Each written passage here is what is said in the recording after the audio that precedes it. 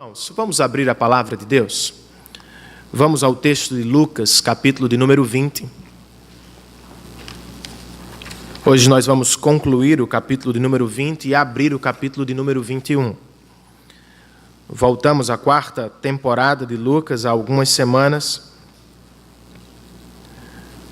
E é aqui que nós ficaremos até o final do ano, Deus permitindo. E então fecharemos o estudo do Evangelho segundo Lucas ao longo dos meses de março e abril, quando vamos comemorar a Páscoa ou a Semana da Paixão do nosso Salvador. Hoje, Lucas, capítulo de número 20, nós vamos estudar a partir do verso de número 27. Você sabe qual é o seu estilo de aprendizagem? Os estudiosos nos dizem que há, no mínimo, 3 estilos de aprendizagens: o auditivo, o visual e o sinestésico. Os alunos auditivos aprendem ouvindo uma boa aula, uma boa exposição teórica. Os alunos visuais aprendem com o que podem enxergar, exemplos práticos ou ilustrativos. Os sinestésicos são mais bem-sucedidos quando manipulam algum objeto ou quando tomam nota da aula ou da exposição. Você sabe qual é o seu estilo de aprendizagem? Conhece o estilo de aprendizagem dos seus filhos? É muito importante saber do nosso estilo de aprendizagem, porque isto facilita o nosso estudo. Ainda assim, nós precisamos concordar com um fato. Nós nunca conseguimos reter todas as informações. Não conseguimos memorizar todo o assunto de determinada aula. E isso ficou muito claro, a título de exemplo, quando recentemente eu fui a um restaurante com a minha família. E fizemos o pedido, e quando finalmente a comida chegou à mesa, enquanto o garçom a colocava sobre a mesa, ele nos apresentava os mais diversos molhos que acompanhavam a comida. Ele tinha 30 molhos para nos apresentar. E quando chegou ao 5º molho, Sofia, minha filha de 6 anos, o interrompeu e disse: "Meu amigo, você acha mesmo que eu vou decorar os 30 molhos do seu restaurante? Não seria mais fácil colocá-los sobre a mesa? Nós vamos provando e conhecendo à medida que comemos." Todos rimos, inclusive o garçom. E embora seja engraçado, Sofia tem um ponto. Nós não conseguimos memorizar todo o assunto de todas as aulas das quais participamos. Por vezes, memorizamos parte, mas não tudo. Podemos ser auditivos, visuais ou sinestésicos. Podemos até mesclar os estilos de aprendizagem, mas o fato é, não conseguimos reter tudo. Não conseguimos memorizar todo o assunto. E Jesus sabe disso. É por isso, na verdade, que Ele quer nos ajudar através deste texto.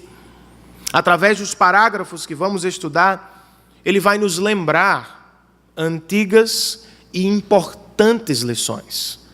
Nós já as conhecemos, por vezes as esquecemos.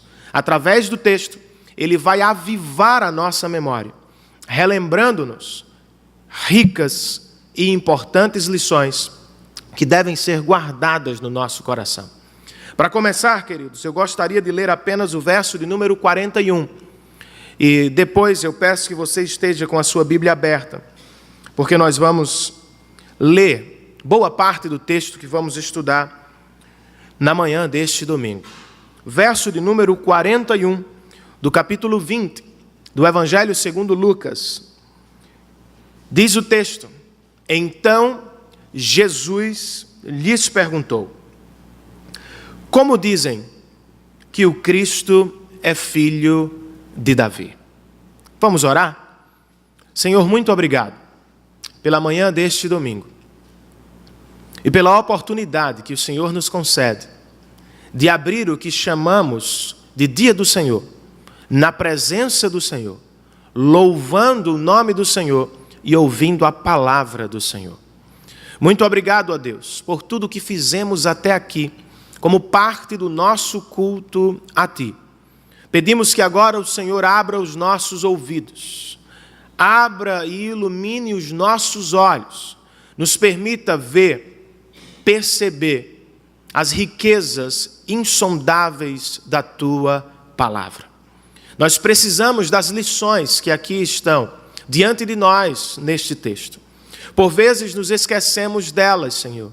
Precisamos da Tua ajuda e precisamos da Tua lembrança.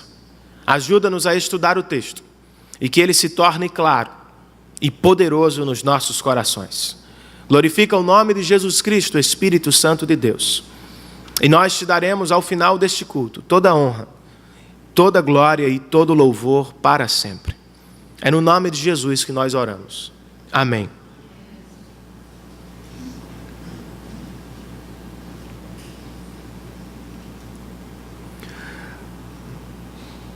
Nós já sabemos que Jesus está em Jerusalém. Sabemos que Ele está em Jerusalém para cumprir sua grande missão. Morrer na cruz do Calvário para a salvação dos pecadores. Sabemos também que Jesus está em Jerusalém cercado por controvérsias religiosas. Na última semana, tratamos da controvérsia, por exemplo, entre Estado e Igreja. Tratamos da controvérsia da autoridade de Jesus.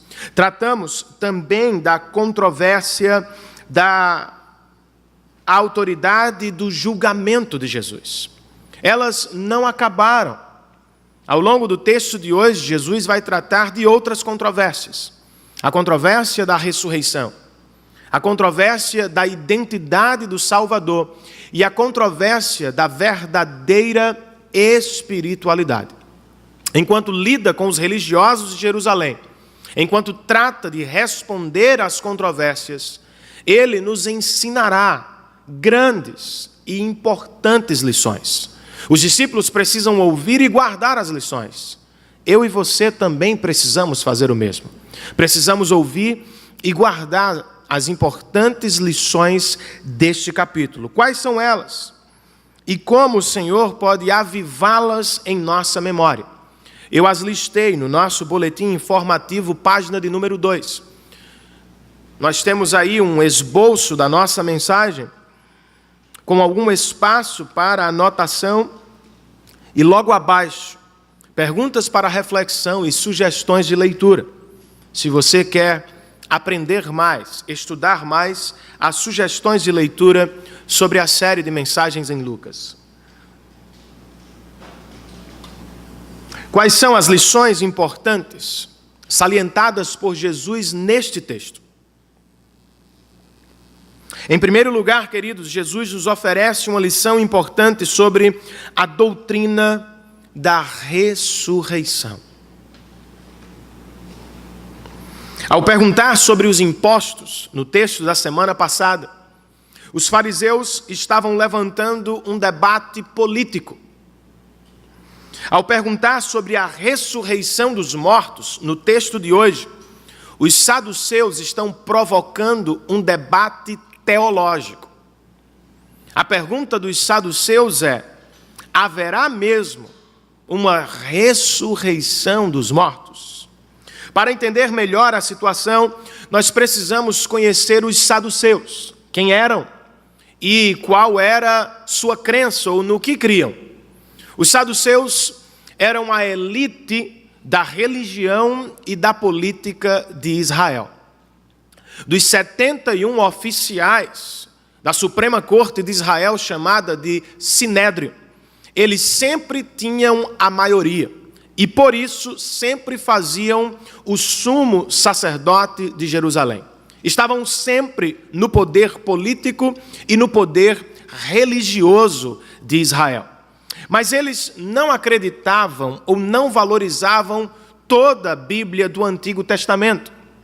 Na verdade, eles valorizavam apenas o Pentateuco de Moisés, ou os 5 primeiros livros de Moisés. Acreditavam no Pentateuco, mas não acreditavam, por exemplo, na doutrina da ressurreição. Não acreditavam na existência dos anjos ou no reino espiritual de Deus. Eram materialistas. E porque eram materialistas, não se preocupavam com a vida do porvir e nem precisavam. Do ponto de vista material, eram ricos e tinham que viver a vida aqui e agora. Quando viram então Jesus atacar o negócio do templo, com o qual eles lucravam muito, eles se voltaram contra Jesus, se uniram aos fariseus para pegar Jesus em alguma controvérsia. Eles se aproximam de Jesus, segundo Lucas, e fazem uma colocação, ou levantam uma questão. Verso de número 28 do capítulo 20. Mestre, disseram eles, Moisés nos deixou escrito que, se o irmão de um homem morrer e deixar a mulher sem filhos, este deverá casar-se com a viúva e ter filhos para seu irmão. Havia 7 irmãos. O primeiro casou-se e morreu sem deixar filhos. O segundo e o terceiro, e depois também os outros casaram-se com ela, e morreram os 7 sucessivamente sem deixar filhos. Finalmente morreu também a mulher. Na ressurreição, de quem ela será esposa, visto que os 7 foram casados com ela? Primeiro eles levantam a lei de Moisés. Nós acreditamos que uma mulher sem filhos, que perdeu o seu marido, deve ser entregue ao seu irmão, a fim de que o nome do seu irmão ou do seu esposo seja perpetuado sobre a terra. E eles levantam esta situação hipotética. Digamos que uma mulher não teve filhos com seu primeiro esposo, tampouco com seu segundo, terceiro, quarto, quinto, todos eles morreram sem lhes dar filhos. E então ela morreu. Quando ressuscitar dos mortos, de quem ela será esposa? Eles pensam que colocaram Jesus contra a parede ou no escanteio. Eles não acreditam na ressurreição. Mas se existir uma ressurreição, como é Jesus que nós resolvemos este problema? Ela teve muitos maridos. De quem ela será esposa na ressurreição? Jesus oferece 2 respostas. Uma resposta que trata da diferença entre a vida terrena e a celestial, entre a vida do agora e a vida do porvir. E depois ele oferece uma resposta bíblica que prova a doutrina da ressurreição. E ele o faz a partir do verso de número 34, por favor. Jesus respondeu: os filhos desta era casam-se e são dados em casamento. Mas os que forem considerados dignos de tomar parte na era que há de vir e na ressurreição dos mortos, não se casarão, nem serão dados em casamento, e não podem mais morrer, pois são como os anjos, são filhos de Deus, visto que são filhos da ressurreição. E que os mortos ressuscitam, já Moisés mostrou no relato da sarça, quando ao Senhor ele chama de Deus de Abraão, Deus de Isaque e Deus de Jacó. Ele não é Deus dos mortos, mas de vivos, pois para ele todos vivem. 2 respostas. A primeira é: saduceus, vocês precisam entender, a vida do porvir será muito diferente da vida terrena. No céu de glória, as pessoas não se casarão, tampouco serão dadas em casamento. Esta mulher não terá mais necessidade de ter um casamento. Tampouco os homens terão necessidade de ter uma esposa. O casamento, como o conhecemos, deixará de existir, porque ele dará lugar a outro relacionamento muito mais real e satisfatório. A vida eterna será eterna, logo não haverá necessidade de procriação, porque eles vivem ou viverão como os anjos, eternamente na presença de Deus. E como Jesus prova a doutrina, os saduceus são pessoas do Pentateuco. Então Jesus volta ao relato do Êxodo para falar de Moisés, ou a partir de Moisés, sobre a doutrina da ressurreição. E se há ressurreição, Moisés já nos falou há muito tempo. Quando Deus apareceu para ele na sarça, Deus não se revelou como apenas o Deus de Moisés, mas como Deus dos patriarcas. Para os israelitas, os patriarcas estavam mortos. Para Deus, eles estavam e estão vivos em sua presença para a glória do seu nome. E diante da dupla resposta de Jesus, o verso de número 40 nos diz que ninguém mais ousava fazer-lhe perguntas. Será que nós vamos ousar? Não quero armar uma armadilha contra Jesus. Não estamos aqui para colocá-lo contra a parede, para levantar controvérsias, mas estamos aqui para aprender com Jesus. E a partir desta primeira porção do nosso texto, quais são as lições da ressurreição bíblica? O que nós podemos aprender de prático com esta passagem, queridos? Em primeiro lugar, a doutrina da ressurreição nos ensina que o casamento, como o conhecemos, é temporário, tem os seus dias contados. Aos que vivem um excelente casamento, e é o que nós desejamos para todos, a notícia pode soar como um balde de água fria. Como assim, pastor? O meu maravilhoso casamento terá um fim? Eu não vou mais desfrutar da minha esposa, do meu esposo? Sim, mas isso não significa um balde de água fria. Por que não? Porque o nosso casamento dará lugar a um outro casamento. Nós deixaremos o casamento temporário e entraremos num casamento eterno com o Filho bendito de Deus. Não teremos mais a necessidade deste relacionamento chamado casamento.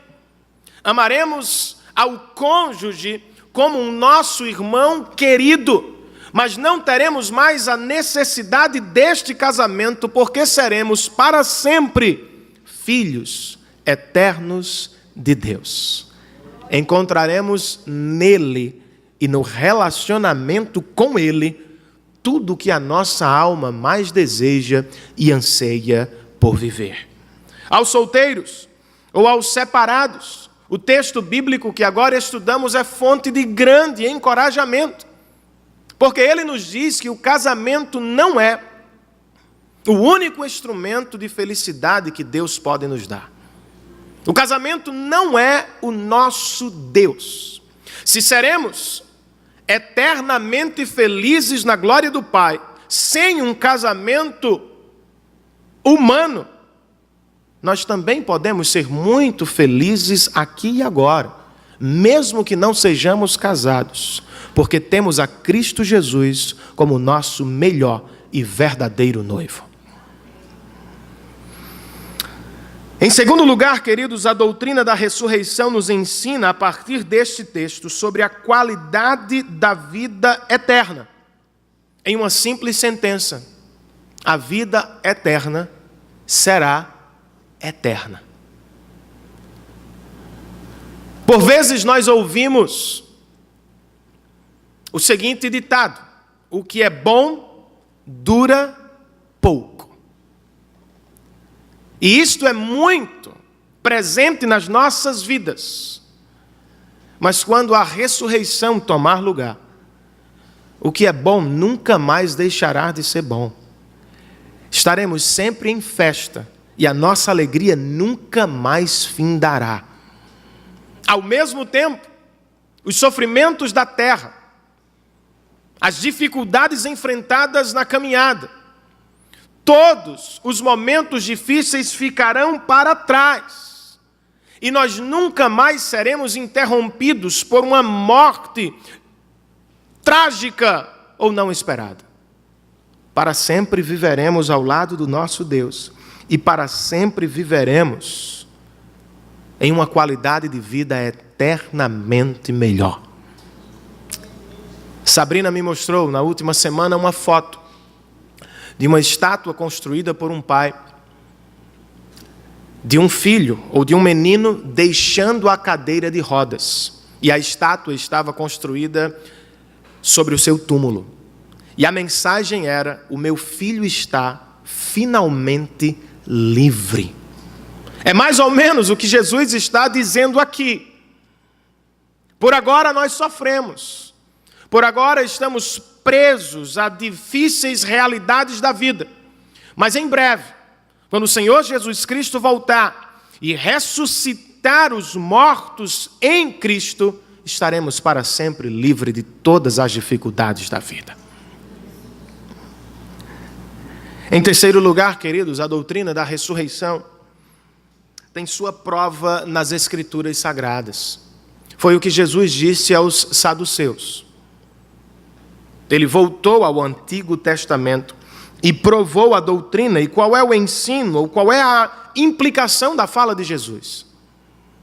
Jesus não via o Antigo Testamento como palavras de homens. Jesus via o Antigo Testamento como palavras de Deus. É por isso que eu creio no Antigo Testamento. Porque o Filho encarnado de Deus disse: são as palavras do meu Pai. Quando Paulo prova a doutrina da ressurreição, escrevendo aos primeiros, ou a sua carta de 1 aos Coríntios, ele relembra um fato histórico e visto por mais de 500 pessoas. Ele diz: estas viram o Cristo ressurreto. Você me diz: mas nós não estávamos lá, Renan. Eu não vi o Cristo ressurreto. Eu também não vi. Mas os apóstolos que viram, deram a vida por esta mensagem. Eles morreram porque pregavam a doutrina da ressurreição. Eles morreram porque diziam: eu vi o Cristo crucificado, mas eu vi o Cristo ressurreto. Como não crer em homens que entregaram a própria vida pela ressurreição do Salvador? Por fim, queridos, a doutrina da ressurreição só pode ser uma realidade quando estamos em Cristo Jesus. Como assim? Jesus nos diz nesta passagem que os que tomarão parte na ressurreição dos mortos são os que forem considerados dignos. Ou seja, Jesus está dizendo que nem todos tomarão parte nesta ressurreição, ou nos benefícios da sua ressurreição. E que os que vão tomar parte na ressurreição devem ser considerados dignos. A pergunta é: como podemos ser considerados dignos? O pastor e escritor Philip Ryken escreve: a expressão considerado digno significa literalmente ser feito digno, ou ser contado por digno. Ele continua: não se trata, portanto, de algo que fazemos, mas do que alguém faz por nós. Não é algo do qual podemos nos gabar, ou não é algo que declaramos que temos. É algo que Deus faz e declara por sua graça sobre nós. Não somos dignos. Por causa dos nossos pecados, nós não somos dignos de tomar parte na ressurreição do Senhor. Mas por causa do precioso Filho de Deus e de sua dignidade, quando tomou o nosso lugar na cruz do Calvário, Ele nos vestiu com a sua justiça e nos declarou dignos da glória do Pai.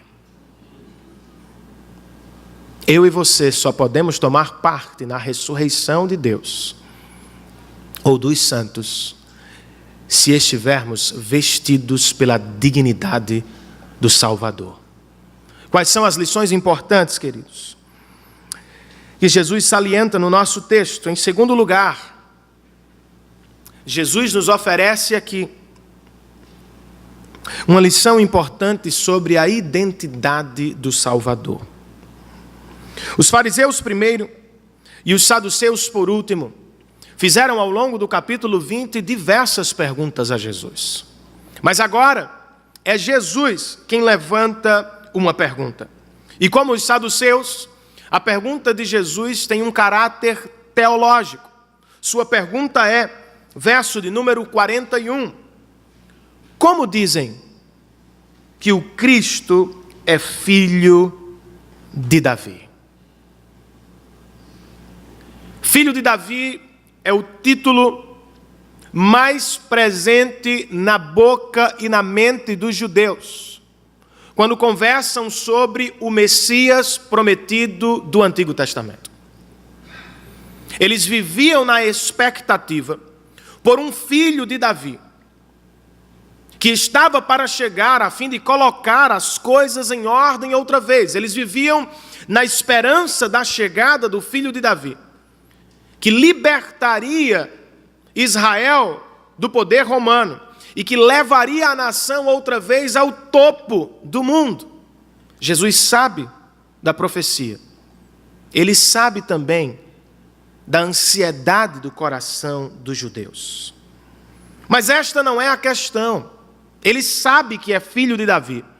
E ao longo de toda a narrativa, Lucas vem provando este fato. Desde o seu nascimento, Lucas nos diz que ele é mesmo descendente de Davi.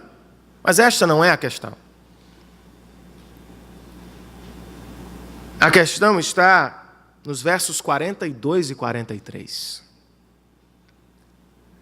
Quando Jesus diz, o próprio Davi afirma no livro de Salmos, o Senhor disse ao meu Senhor, senta-te à minha direita, até que eu ponha os teus inimigos como estrado para os teus pés. Depois de citar o Salmo, Jesus conclui, portanto, Davi o chama de Senhor. Então, como é que ele pode ser seu filho? Percebeu a questão? Jesus é sim filho de Davi. A questão é, por que Davi o chama de Senhor? Jesus não nega a sua descendência. Ele é mesmo descendente de Davi. Mas por quê?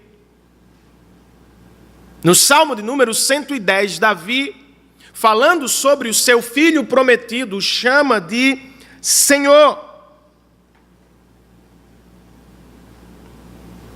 Implicitamente, Jesus está tratando da sua verdadeira identidade. O Salvador prometido do Antigo Testamento não será apenas filho de Davi. Segundo Jesus e segundo o próprio Davi, ele será Senhor de Davi.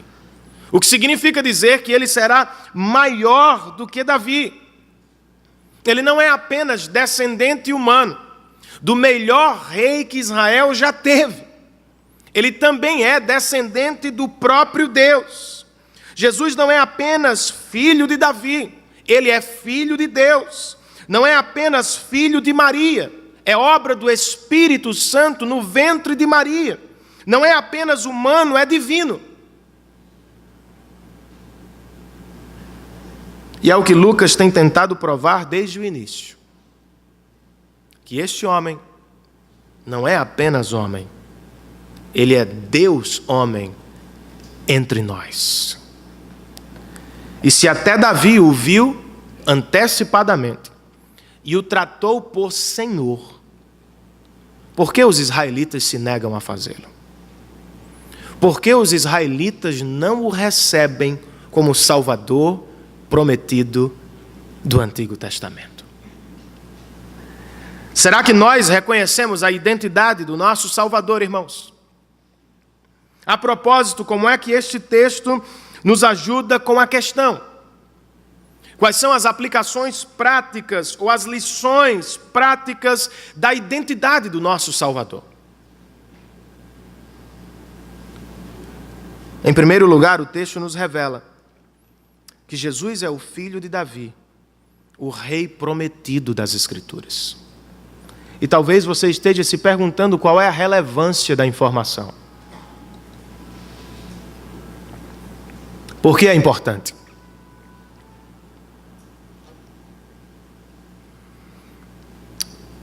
Falar sobre o filho de Davi, irmãos, é falar sobre cumprimento e esperança. Por séculos, os judeus aguardaram a chegada do filho de Davi. Eles aguardavam por um filho de Davi que fosse capaz de colocar as coisas em ordem outra vez. E não é o que queremos também, queridos. Os israelitas esperavam por um libertador político, porque desejavam a libertação. Se você for sincero, você vai concordar comigo. Por vezes nós sentimos que há algo errado à nossa volta.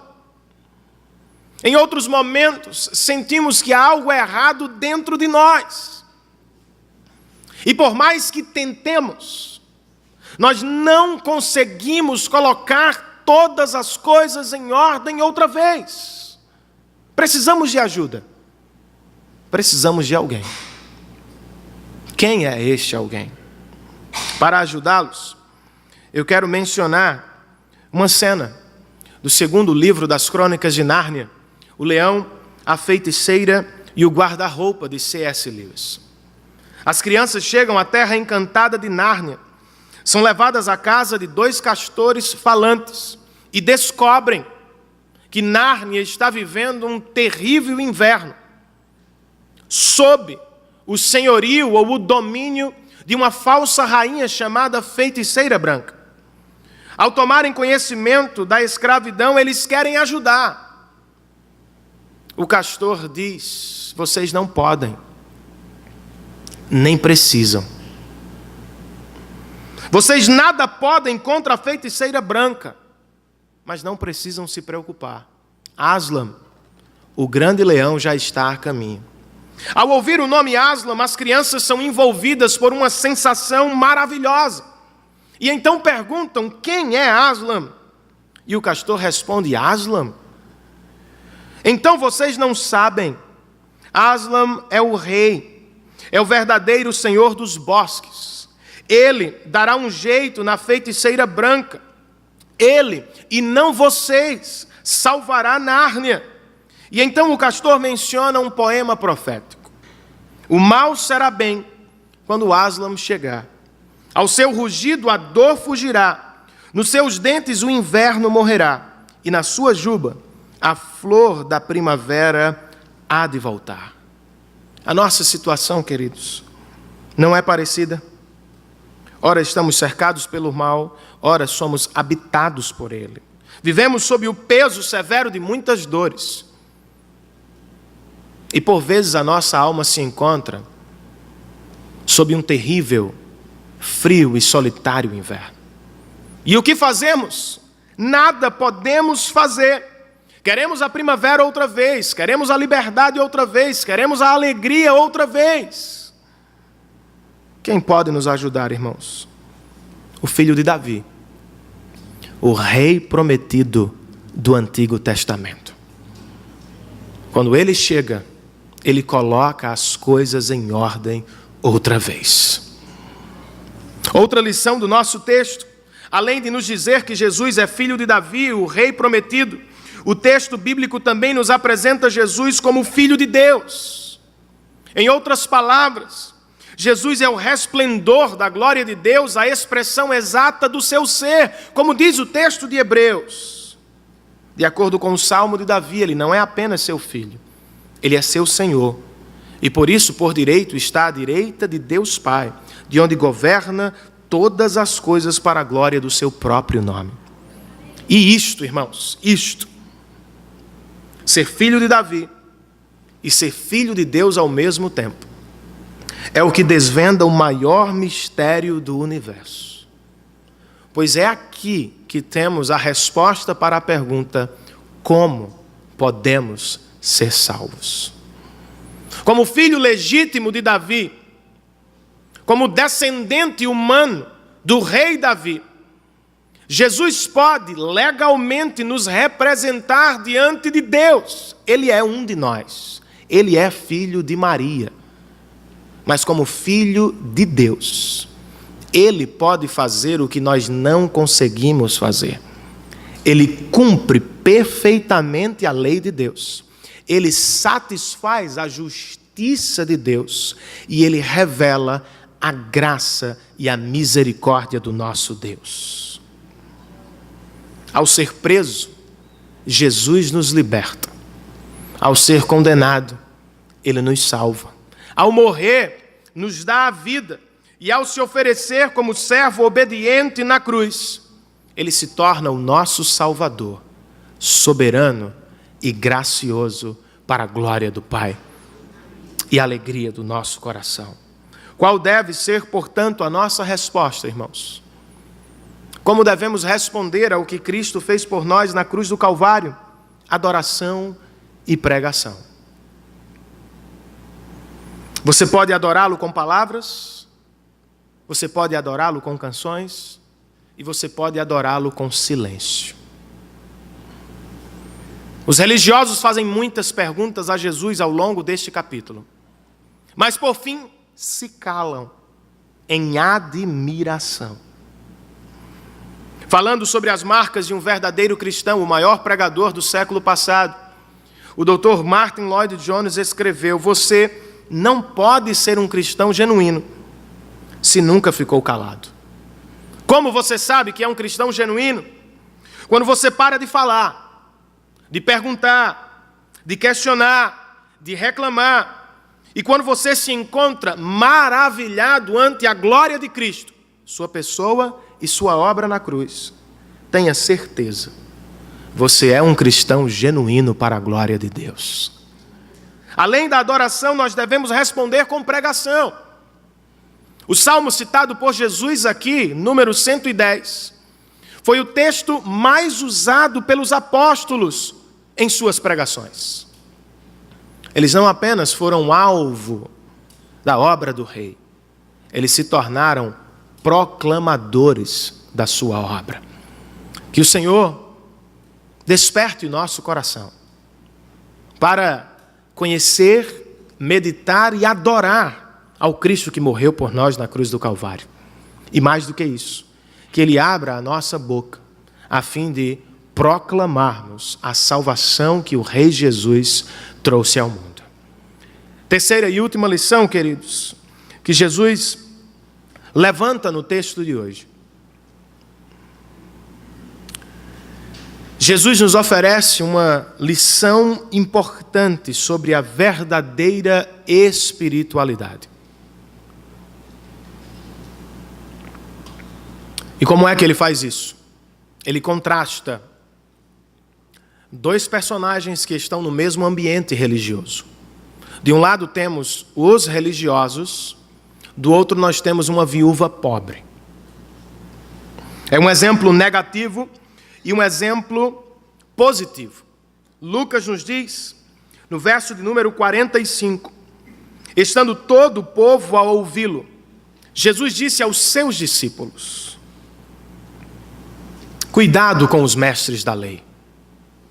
Eles fazem questão de andar com roupas especiais e gostam muito de receber saudações nas praças e de ocupar os lugares mais importantes nas sinagogas e os lugares de honra nos banquetes.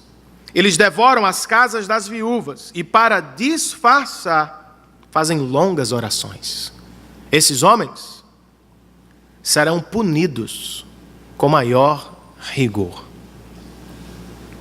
O que é que Jesus vê nos religiosos de Jerusalém 2 pecados, dos mais detestáveis aos seus olhos: orgulho e hipocrisia.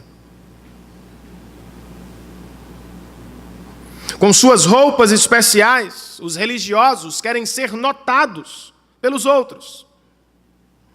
Com os elogios que recebem em lugares públicos, eles querem ser honrados.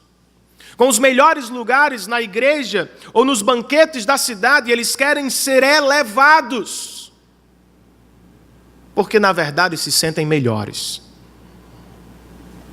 Melhores do que os outros. Não são apenas orgulhosos, segundo Jesus, são hipócritas. Deveriam cuidar da viúva, ou da causa das viúvas. Elas são as pessoas mais pobres e desesperadas de Israel. E é o templo que deveria cuidar delas, porque em Israel o templo também funciona como governo. O que fazem? Roubam as viúvas. E para disfarçar, irmãos, segundo Jesus, eles fazem longas orações.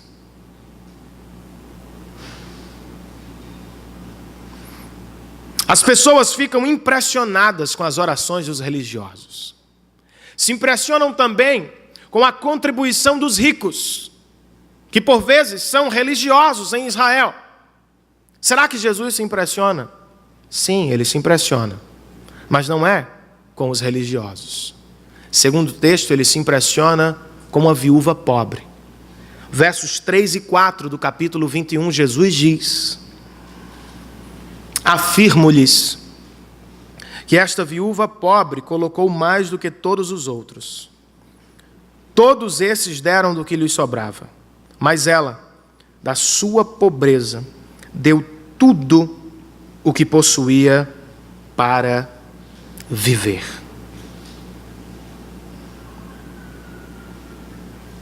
Os adoradores olhavam para os ricos e para os religiosos. Notavam suas roupas especiais. Eles tomavam tempo colocando seu dinheiro no gasofilácio. Os mais pobres diziam: estas pessoas são muito espirituais.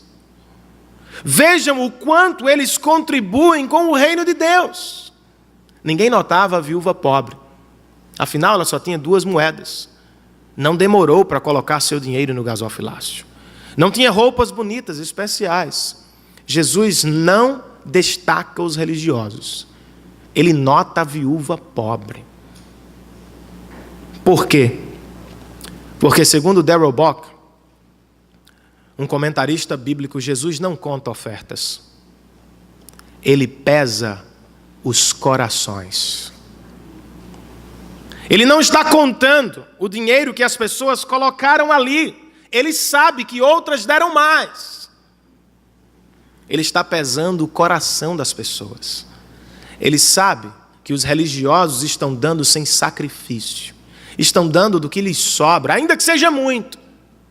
Esta mulher está dando tudo o que tem. E a sua oferta é uma ilustração do seu coração.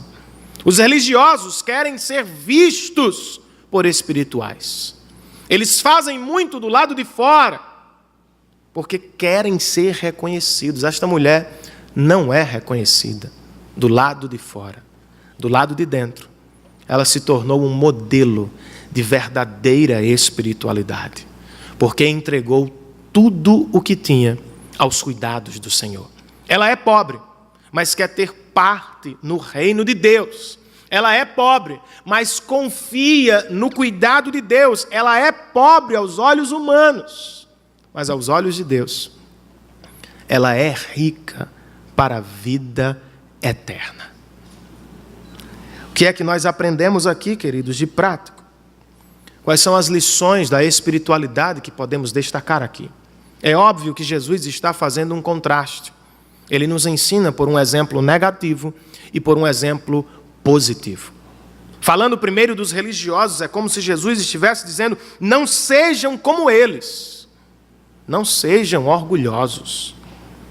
Não sejam hipócritas.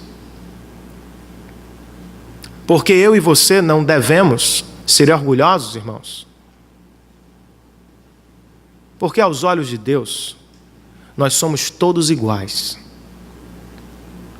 Pecadores, pobres, carentes da graça de Deus. Você pode se vestir muito bem. Você pode ter títulos na igreja ou na cidade.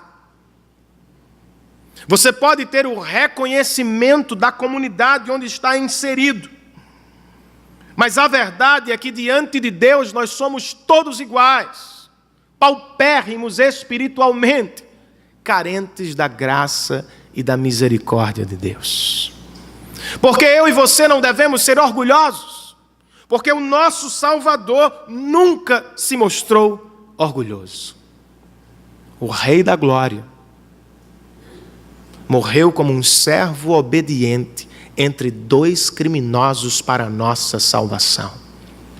Como é que os seus seguidores serão orgulhosos? Como é que eu vou olhar para as pessoas de cima para baixo? Um cristão espiritual não vive por posição, por título ou em busca de bajulação. Um cristão espiritual, irmãos, não deseja os melhores lugares, não precisa ser visto, reconhecido ou idolatrado. Um bom exemplo disso é o que dois jovens da nossa igreja viveram recentemente nos Estados Unidos. Tiveram o privilégio de frequentar uma das maiores conferências cristãs do nosso planeta. E chegaram atrasados à conferência e por isso ficaram com os últimos lugares. E quando eles chegaram aos lugares, perceberam que ao lado deles estava o doutor Augustus Nicodemos Lopes, primo da nossa irmã Marta, e um dos melhores e maiores teólogos e pastores presbiterianos do Brasil. Para a surpresa dos meninos, quando ele percebeu que os meninos eram brasileiros, falou com eles e os abraçou calorosamente. Ele estava no último lugar, irmãos. Era o pregador da noite, numa das maiores conferências do mundo. No último lugar, enquanto as pessoas cantavam, ele levantava as mãos. Quando oravam, ele orava. Estava lá no último lugar. E quando alguém mencionou o seu nome, ele olhou para os meninos da nossa igreja e disse: meus irmãos, orem por mim. Eu preciso da ajuda de Deus. Um cristão espiritual é diferente, irmãos. Ele é diferente. Por que não devemos ser orgulhosos, queridos? Porque o nosso valor, a nossa identidade não está na roupa que vestimos, ou no reconhecimento que temos dos outros. Os religiosos precisam ser vistos, notados, reconhecidos, porque é neste reconhecimento que eles encontram o seu valor. Quantas pessoas não vivem assim? Se vestem pelos outros. Buscam lugares de destaque pelos outros. Querem algum título, não para exercer algum serviço, mas para serem reconhecidas. Cristão, eu e você não precisamos ser assim. Eu e você não precisamos viver desta forma, porque o nosso valor, queridos, não está na roupa que vestimos, ou na atividade que realizamos. O nosso valor não está no que fazemos. O nosso valor está no que Cristo fez por nós na cruz do Calvário. O nosso valor não está na roupa que vestimos, o nosso valor está na roupa de Cristo com a qual Ele nos vestiu em sua morte. Não precisamos viver na dependência do olhar ou da aprovação das pessoas que nos cercam. Às vezes vão nos aprovar, outras não. Mas a nossa alegria repousa no fato de que em Cristo Jesus, Deus nos aprovou para sempre.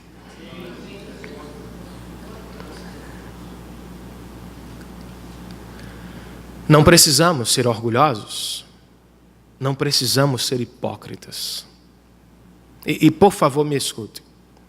O cristão espiritual não diz que é espiritual. Se você conversar com alguém que fala muito de sua oração, de sua leitura bíblica, dos livros que lê, das obras que faz, desconfie.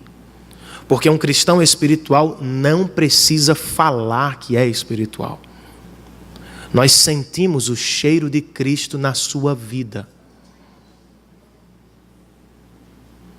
Dr. Russell Shedd nunca foi ao púlpito para falar sobre a sua santidade.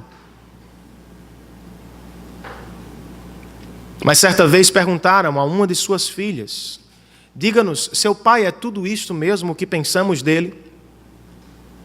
E ela disse, e eu perguntei depois em particular: eu nunca vi o meu pai pecar. É claro que ele peca, mas o que ela está dizendo é: ele é muito mais do que vocês imaginam. Ele nunca foi ao púlpito para dizer: eu passo horas e horas orando a Deus. Mas certa vez um amigo ficou com ele num quarto e às 4 da manhã tropeçou no Dr. Russell Shedd deitado, com o rosto no pó. E o que ele estava fazendo? Orando, irmãos. Qual é a implicação? Eu e você não precisamos ser hipócritas, atores religiosos. Nós precisamos ser diante das pessoas o que somos diante de Deus. Às vezes, melhores cristãos. Às vezes, piores cristãos. Ainda assim, cristãos amados por Deus. E o que fazemos? Que façamos para Deus. E que o perfume de Cristo, não o nosso perfume, seja sentido pelas pessoas à nossa volta. Quando Jesus fala dos religiosos, ele os usa como um exemplo negativo. E quando ele se volta para a viúva pobre, ele a tem por alguém ou por um exemplo positivo. É como se estivesse dizendo: sejam como ela. Busquem esta espiritualidade. E qual é a espiritualidade dela, irmãos? Ela se entrega por inteiro ao nosso Deus. Sua oferta é uma mera ilustração do seu coração. Ela nada tem do lado de fora para chamar a atenção dos homens. Do lado de dentro, porém, Jesus a destaca porque ela entregou tudo a Deus. Será que é assim que nós vivemos? Sabe o que ela fez quando colocou tudo o que tinha na presença de Deus? Ela priorizou o reino de Deus. Será que eu e você vivemos assim? Ela não pode muito. É verdade, irmãos. Ela só tem 2 moedas que quase nada valem. Ainda assim, ela deixa tudo diante de Deus. Você prioriza o reino de Deus? Sabe qual é um bom instrumento para perceber a resposta? A maneira como lidamos com os nossos recursos. No Sermão da Montanha, Jesus disse: onde estiver o teu tesouro, aí estará também o teu coração. Qual é a ideia, irmãos? Nós gastamos ou investimos com o que é muito importante no nosso coração. Quanto você investe no reino de Deus? Quanto gastamos com o reino de Deus? E outra vez, a questão não é a quantidade, é o peso. Não se trata de quanto eu entrego, mas de quanto me custa o que entrego. Os ricos do texto davam do que lhe sobrava, e a viúva deu tudo o que tinha. Por isso, um missionário por nome de Paul Koistra escreveu o seguinte: a pergunta não é quão grande é a minha contribuição para o reino de Deus. A pergunta é: quão grande é o lugar de Deus na minha vida. Quando Deus ocupa um grande e central lugar no nosso coração, nós não damos apenas em grande quantidade, o que às vezes é a nossa sobra. Nós damos em grande peso. Ofertamos não apenas do que nos sobra, embora seja muito. Às vezes, ofertamos do que nos é caro, porque o nosso Salvador é caríssimo no nosso coração. E por que devemos fazer isto, irmãos? Porque devemos nos entregar completamente a Deus, porque devemos colocar diante de Deus tudo o que recebemos dele. Porque o mundo à nossa volta carece do nosso socorro. Crianças, famílias, povos carecem dos toques da misericórdia da igreja. Eu não posso viver com o que Deus me deu apenas para a minha família, se há outras famílias que precisam. Porque devo colocar diante de Deus os recursos que Ele mesmo me deu, ainda que sejam 2 moedas apenas. Porque há missionários, evangelistas e plantadores de igreja que estão ao redor do mundo, entregando às pessoas o melhor presente que podemos dar a elas. Porque devemos colocar todo o nosso coração diante dele, priorizando o reino de Deus, inclusive na maneira como gastamos o nosso dinheiro, porque foi o que Jesus fez por nós na cruz do Calvário. Quando subiu à cruz do Calvário, Ele não nos doou o seu dízimo, Ele se doou completa e inteiramente para abrir as portas do reino de Deus para pobres pecadores como você e eu. Como não vamos fazer o mesmo? Como não vamos viver, gastar para tornar o nome dele conhecido e desejado entre as nações? Qual é o seu estilo de aprendizagem? Auditivo, visual ou sinestésico? Conhecê-los é muito importante. Vai facilitar o nosso estudo. Ainda assim, precisamos concordar. Não retemos tudo. Não vamos memorizar o assunto completo de determinada lição. E Jesus sabe da nossa dificuldade. E é por isso que Ele nos dá o texto de hoje. Ele quer avivar a nossa memória com grandes e importantes lições da vida cristã. Qual é a lição que você mais precisa hoje? Você precisa da esperança da ressurreição. Você precisa ser lembrado outra vez da espiritualidade que agrada a Deus? Ou será que você precisa ser mais uma vez arrebatado pela maravilhosa identidade do Salvador? Na última semana, minha filha Beatriz participou de uma feira de ciências. E como parte de seu trabalho, ela precisava retratar em um quadro uma imagem importante da sua infância. E para minha surpresa, quando eu cheguei à sala, eu estava no quadro. Ela me retratou com ela em uma brincadeira que vivemos há algum tempo. No quadro havia uma borboleta, um homem magro e bonito e uma criança ainda mais bela. E eu confesso, irmãos, que fiquei emocionado, porque ela poderia ter lembrado de tantas coisas, mas se lembrou deste momento singular que eu vivi com ela. E quando eu vi a figura, fui tomado por aquela emoção, eu não apenas fiquei feliz, mas eu fui exortado. Eu fui relembrado do que é realmente importante. Eu não posso apenas comprar, conquistar, dar. Minhas filhas precisam da minha presença. Elas precisam da minha brincadeira. Eu fui lembrado de uma grande lição. Quando o Evangelho é pregado, semana após semana, é o que Deus está fazendo. Ele está nos lembrando do que realmente não podemos esquecer. Nem sempre vamos ter todas as lições na vida. Não vamos lembrar de tudo que ouvimos aqui aos domingos.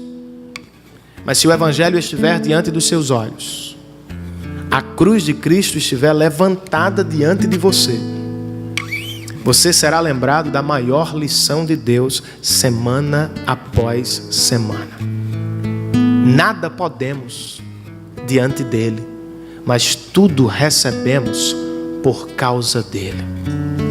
Nada conseguimos fazer para conquistar a nossa salvação ou suas dádivas, mas por causa de Cristo Jesus, ele derramou sobre nós graça e misericórdia.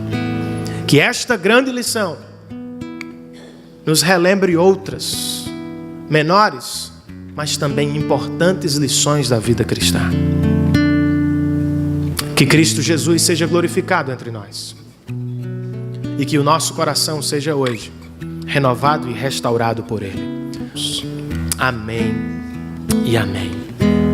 Que o amor de Deus, nosso Pai, a graça salvadora e fortalecedora de Cristo Jesus, o nosso Senhor, a comunhão, o poder, a presença do Santo Espírito de Deus estejam sobre todos nós. E todos nós dizemos a uma só voz: amém e amém. Que Deus os abençoe, queridos, em Cristo Jesus.